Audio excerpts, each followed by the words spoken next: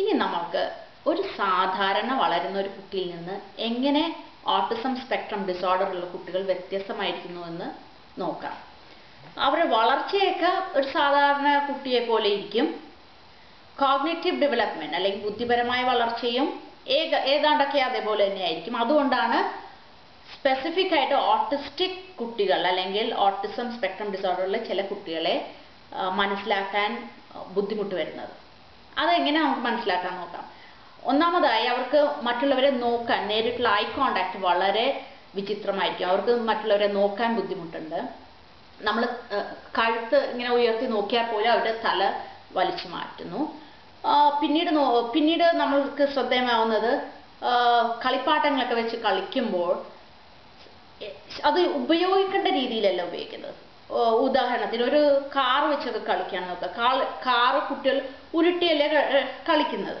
അത് കയ്യിലെടുത്ത് വെച്ച് അത് തിരിക്കുക, അത് ചിലപ്പോൾ വലിച്ചെറിയുക, അതിൽ നിന്നാണ് അവർക്ക് സന്തോഷം കാണുന്നത്. So appropriate use of toys കാണില്ല. ചില സമയങ്ങളിൽ ഈ കളിപ്പാട്ടങ്ങളെല്ലാം തന്നെ നിരനിരയായി വെക്കാൻ ലൈനപ്പ് ചെയ്യുന്ന ഒരു പ്രവണത കാണുന്നുണ്ട്. എന്ത് കിട്ടിയാലും എല്ലാം ലൈനപ്പ് ചെയ്യണം. അപ്പോൾ കസേരയിലൊക്കെ ഇരിക്കുകയാണെങ്കിൽ അടുത്തിരിക്കുന്ന ഒരു കസേര കുറച്ച് നീങ്ങിക്കിടന്നാൽ അവർ വലിച്ചത് ഒരേ ലൈനിലായിട്ട് വെക്കും. സ്പൂണൊക്കെ നമ്മൾ മേശപ്പുറത്ത് വെക്കുകയാണെങ്കിൽ എല്ലാം നിരത്തിനൊക്കെ വെക്കും. അങ്ങനെ പല വിചിത്രമായിട്ടുള്ള ബിഹേവിയേഴ്സ് കാണുന്നുണ്ട്. മറ്റൊരു ബിഹേവിയറിൽ വളരെയധികം അറ്റാച്ച്മെന്റ് ഉണ്ടായിരിക്കും ഒരു ടോയോടും. എവിടെ പോയാലും അത് കയ്യിൽ വേണം, ബാഗിൽ വേണം, അല്ലെങ്കിൽ അത് കാണാം. അത് നമ്മളെടുത്ത് മാറ്റാൻ നോക്കിയാലോ ഭയങ്കര കരച്ചിലും ബഹളമൊക്കെ ഉണ്ടാക്കും. പിന്നെ ചിരിക്കാറില്ല, മിക്കവാറും ചിരിക്കാറില്ല. മറ്റുള്ളവരെ നേരിട്ട് നോക്കി ചിരിക്കുന്നതിൽ ബുദ്ധിമുട്ടുണ്ടാവും.